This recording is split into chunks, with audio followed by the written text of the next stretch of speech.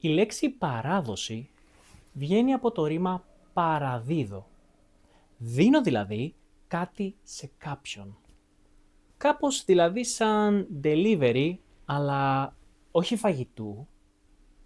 Delivery ιστοριών που ξεκινάνε από τον παππού και τη γιαγιά, πηγαίνουν στη μητέρα και στον πατέρα και τέλος φτάνουν σε εσένα.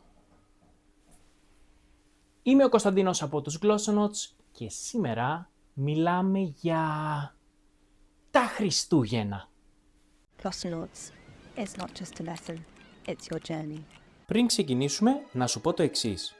Κάτω στα δεξιά, ναι, σωστά, εκεί κάτω, με ένα κουμπί μπορείς να επιλέξεις ώστε το βίντεο να έχει υπότιτλους στα αγγλικά ή σε όποια γλώσσα θέλεις. Ναι, το ξέρω, οι υπότιτλοι μπορεί να μην είναι πάντα σωστοί, αλλά θα σε βοηθήσουν πολύ. Τα Χριστούγεννα και η Πρωτοχρονιά. Ορίστε λοιπόν οι 10 πιο σημαντικές παραδόσεις που έχουμε τα Χριστούγεννα στην Ελλάδα. Τα κάλαντα.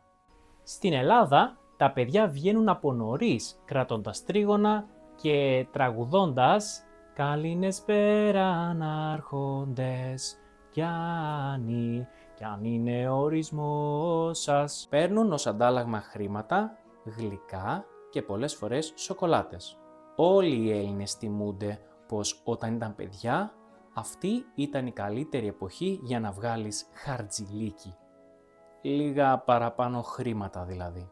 Στολισμός δέντρου και καραβιού. Πριν εμφανιστεί το χριστουγεννιάτικο δέντρο, οι Έλληνες συνήθιζαν να στολίζουν καράβι. Το καράβι συμβολίζει τα ταξίδια και τους ναυτικούς που έλειπαν από το σπίτι. Μην ξεχνάς ότι οι Έλληνες είμαστε ένας ναυτικός λαός. Σήμερα η Ελλάδα είναι η τρίτη δύναμη στον κόσμο σε συνολική αξία και αριθμό εμπορικών πλοίων. Το Χριστόψωμο. Αυτή η παράδοση μας έρχεται από πολύ παλιά. Το Χριστόψωμο είναι ένα ψωμί που φτιάχνεται με καρύδια και σταυρό από ζύμη. Κάθε νοικοκυρά έδειχνε την τέχνη της στο στόλισμα αυτού του ψωμιού που συμβολίζει την ευλογία του σπιτιού και της οικογένειας. Το γιορτινό τραπέζι. Παλιότερα, στις αγροτικές περιοχές, κάθε οικογένεια έσφαζε ένα γουρούνι για τις γιορτές.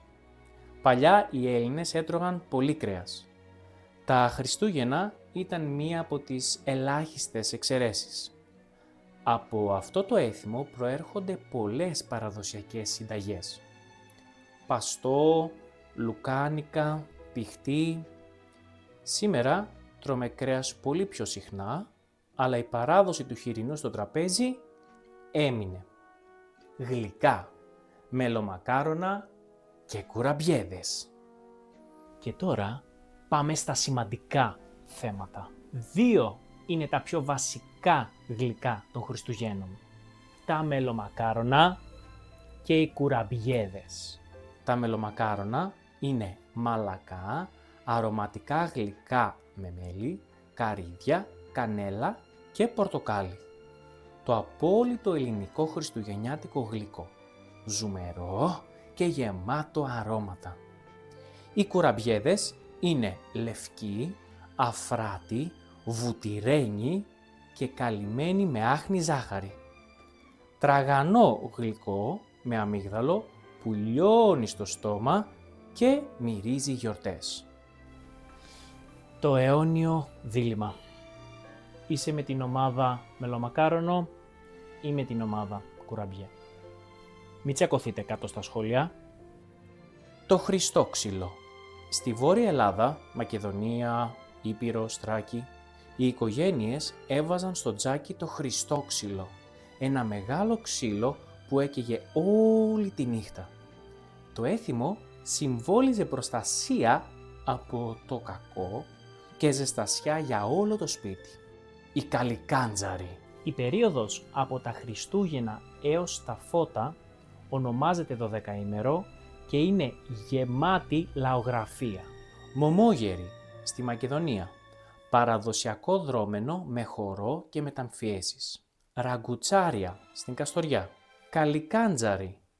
Μικρά πνεύματα που, λέει ο λαός, ανεβαίνουν στη γη και κάνουν αταξίες. Όλα αυτά έχουν κοινά θέματα. Τη γονιμότητα, την προστασία του σπιτιού, την απομάκρυνση του κακού και τη δύναμη της κοινότητας. Τα θεοφάνεια. Η γιορτή των φώτων ή Θεοφάνεια γιορτάζεται κάθε χρόνο στις 6 Ιανουαρίου και σηματοδοτεί το τέλος του 12ήμερου των Χριστουγέννων. Την ημέρα αυτή, οι Ορθόδοξοι Χριστιανοί τιμούν τη βάφτιση του Χριστού στον Ιορδάνη ποταμό. Το πιο γνωστό έθιμο είναι ο αγιασμός των υδάτων. Ο παπάς ρίχνει ένα σταυρό στη θάλασσα, στη λίμνη ή στο ποτάμι και πολλοί βουτούν στα παγωμένα νερά για να τον πιάσουν.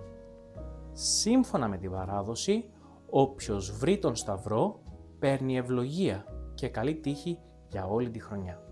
Ο Άγιος Βασίλης. Σύμφωνα με την ελληνική παράδοση, ο Άγιος Βασίλης έρχεται την πρωτοχρονιά, δηλαδή τη νύχτα της 31ης Δεκεμβρίου προς 1 Ιανουαρίου. Σε αντίθεση με πολλές χώρες όπου ο Santa Claus έρχεται τα Χριστούγεννα, στην Ελλάδα ο Άγιος Βασίλης έρχεται την πρωτοχρονιά.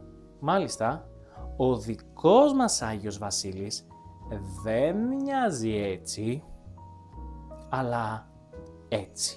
Από παιδί θυμάμαι, έγραφα ένα γράμμα για τον Άγιο Βασίλη και το έβαζα μέσα στο τζάκι και με ένα μαγικό τρόπο... Χω, καλά Χριστούγεννα. Ναι, οκ, το καταλάβουμε. Και με ένα μαγικό τρόπο έβρισκα το δώρο μέσα στο τζάκι την πρωτοχρονιά. Η Βασιλόπιτα. Σύμφωνα με την παράδοση, όταν ο Άγιος Βασίλειος ήταν επίσκοπος στην Κεσάρια, ένας στρατηγός απείλησε να καταλάβει την πόλη. Ο Άγιος Βασίλειος, για να την προστατέψει, ζήτησε από τους κατοίκους να προσφέρουν χρυσά νομίσματα και κοσμήματα ως λύτρα. Τελικά, ο κίνδυνος πέρασε χωρίς να χρειαστεί να δοθεί τίποτα. Έτσι, ο Άγιος Βασίλειος θέλησε να τα επιστρέψει στους ανθρώπους, αλλά δεν ήξερε τίνος ήταν τι.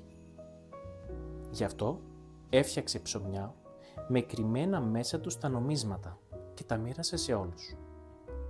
Κάθε οικογένεια βρήκε τυχαία πίσω το δικό της.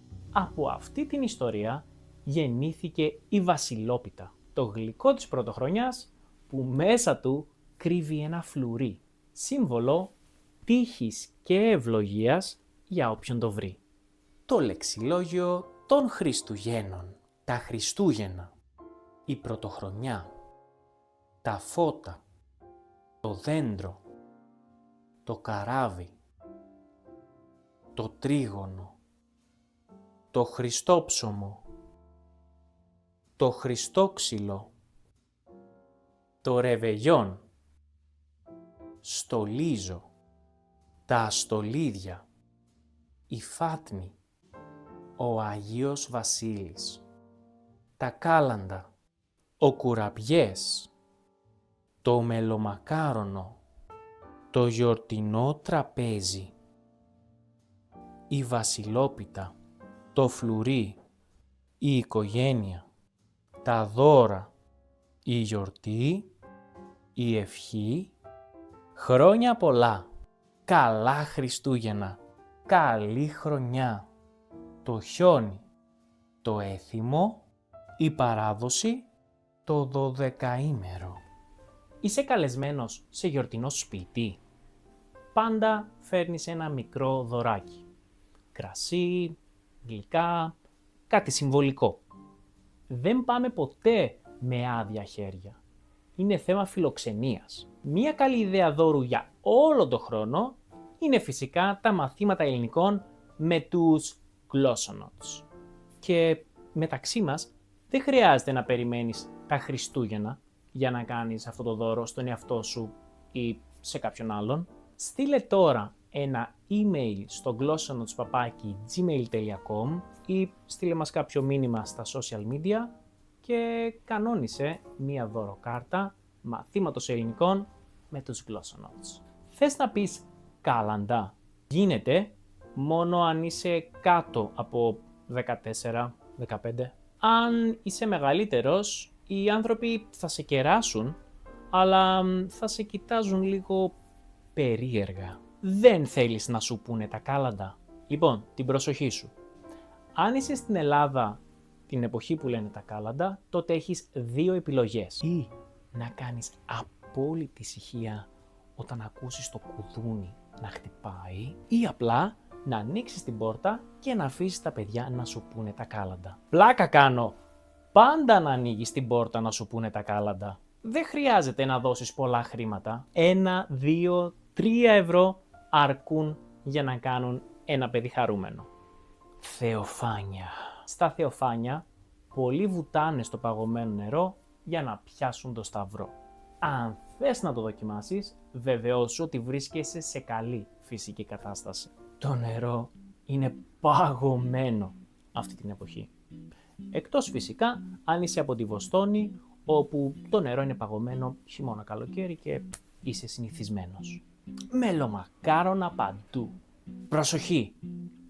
Είναι νόστιμα, είναι φθηνά και βρίσκονται παντού.